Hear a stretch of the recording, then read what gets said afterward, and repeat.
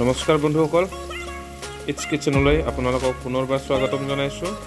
আজি আমি আলু আৰু বিলাহীৰে খুব টেষ্টি এটা মাছৰ ৰেচিপি বনাইছোঁ। গতিকে আপোনালোকে চাওক ভিডিঅ'টো। তাৰ কাৰণে আমি লৈছোঁ প্ৰথমতে এইখিনি ধনিয়া পাত ঘৰৰ হয়, এইখিনি আদা নহৰু লৈছোঁ, এইখিনি তাৰপিছত এইখিনি তেজপাত, পিঁয়াজ লৈছোঁ 2টা মিডিয়াম সাইজৰ, বিলাহী 4টা পেষ্ট বনাই ল'ম আৰু আলু 1টা আৰু কেঁচা জলকীয়া 2টা। মাছখিনি আমি ধুনীয়াকৈ বাছি ধুই লৈছোঁ আৰু এইখিনি এনেকুৱা ধৰণে কাটি লৈছোঁ পেটত, যাতে ভিতৰলৈকে মছলাখিনি সোমাই যায়।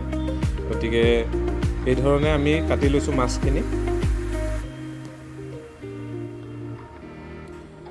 কেৰাহীটোত তেল দি লৈছোঁ, মাছখিনি প্ৰথমতে ফ্ৰাই কৰি ল'ম। গতিকে তেল অলপ বেছিকৈ দি দিছোঁ আৰু মাছখিনিত আমি হালধি আৰু নিমখ আগতে সানি লৈছোঁ, যাতে ভিতৰলৈকে সেইখিনি সোমাই যায়। সানি তেনেকৈ অলপ সময় কাৰণে ৰাখি দিছিলোঁ। গতিকে মাছখিনি আমি খুব ধুনীয়াকৈ ফ্ৰাই কৰি ল'ম।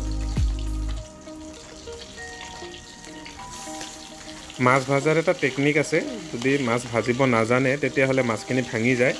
গতিকে আপোনালোকে এটা চাইড তেনেকৈ ধুনীয়াকৈ সিজিব দিব। তাৰপিছত যেতিয়া সিজি যায় তেতিয়া মাছটো ওলোটা চাইডটো আপোনালোকে সিজিব দিব। এইখিনি চাওক, ধুনীয়াকৈ আমি সিজাই আছোঁ মাছখিনি।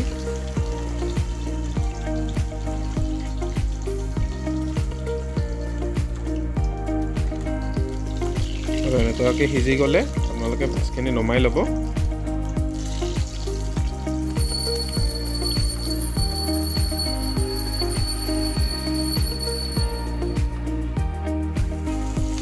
আমি 2টা মাছ এনেকৈ ভাজি লৈছোঁ।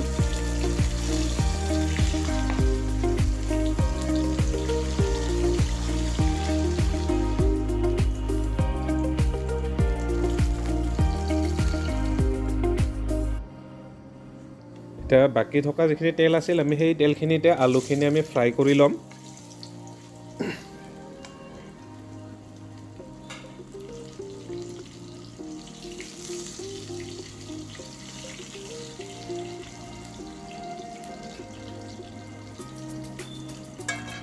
এইখিনি আমি ঢাকি দিম 5 মিনিটৰ কাৰণে।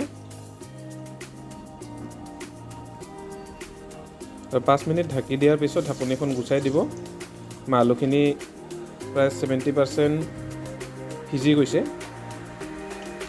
এতিয়া আমি আলুখিনি নমাই ল'ম।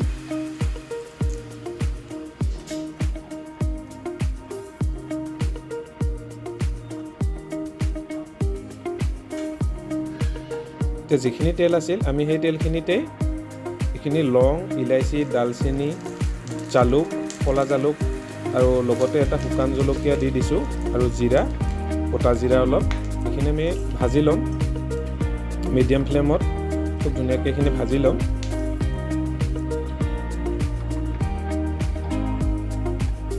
তাৰপিছত আমি ইয়াতে দি দিম আমি কাটি লোৱা পিঁয়াজ 2টা।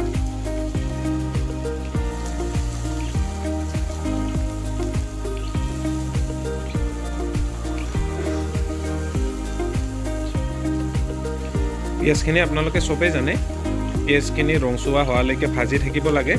গতিকে আপোনালোকে পিঁয়াজখিনি ৰংচুৱা হোৱালৈকে ভাজি থাকিব, আমিও ঠিক সিজিব দিম। আৰু তেজপাতখন দি দিছোঁ, আপোনালোকে ডাইৰেক্ট তেলতো দিব পাৰে তেজপাতখন।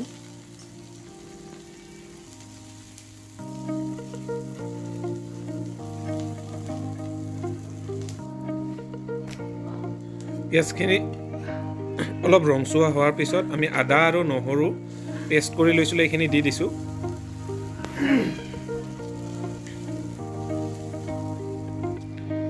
এইখিনি 2 মিনিটমান সিজোৱাৰ পিছত মিডিয়াম ফ্লেমত আমি জলকীয়া, কেঁচা জলকীয়া 2টা বটি লৈছিলোঁ, কেঁচা জলকীয়া বুটপাখিনি আমি দি দিছোঁ।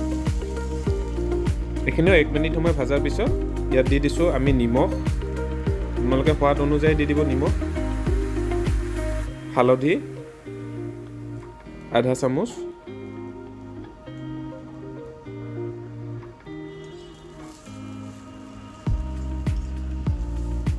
জুই ফ্লেমটো কমাই দি এইখিনি ভাজি ল'ব। তাৰপিছত আমি বিলাহীটোৰ যিটো পেষ্ট বনাইছিলোঁ বিলাহীখিনি সেইখিনি দি দিলোঁ ইয়াতে।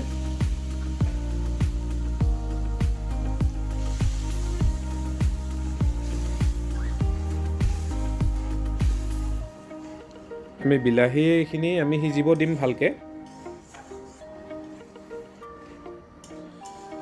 খুব ধুনীয়া কালাৰ এটা আহি যাব এইখিনি বিলাহীখিনি যেতিয়া সিজি যায়। এইখিনি আমি অলপ সময়ৰ কাৰণে সিজিব দিম।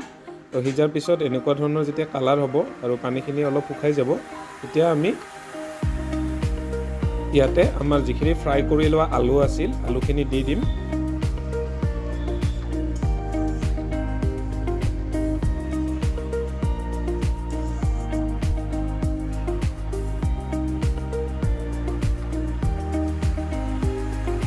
তো এইখিনি অলপ সময় আমি এনেকৈ সিজিব দিম, যাতে আলুৰ লগত মছলাখিনি মিক্স হৈ যায়। তো পানীখিনি শুকাই এনেকুৱা ধৰণৰ যেতিয়া হ'ব বিলাহী আৰু আলুখিনি, তেতিয়া আমি ইয়াতে পানী এড কৰি দিম। গৰম পানী ব্যৱহাৰ কৰিছোঁ।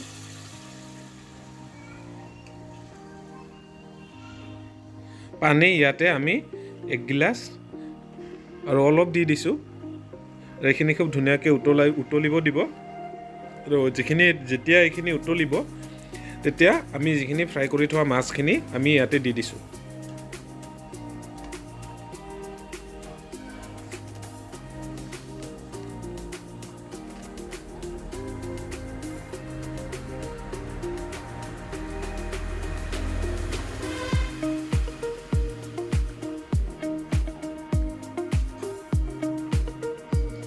এইখিনি অলপ এনেকুৱাকৈ সিজিব দিব।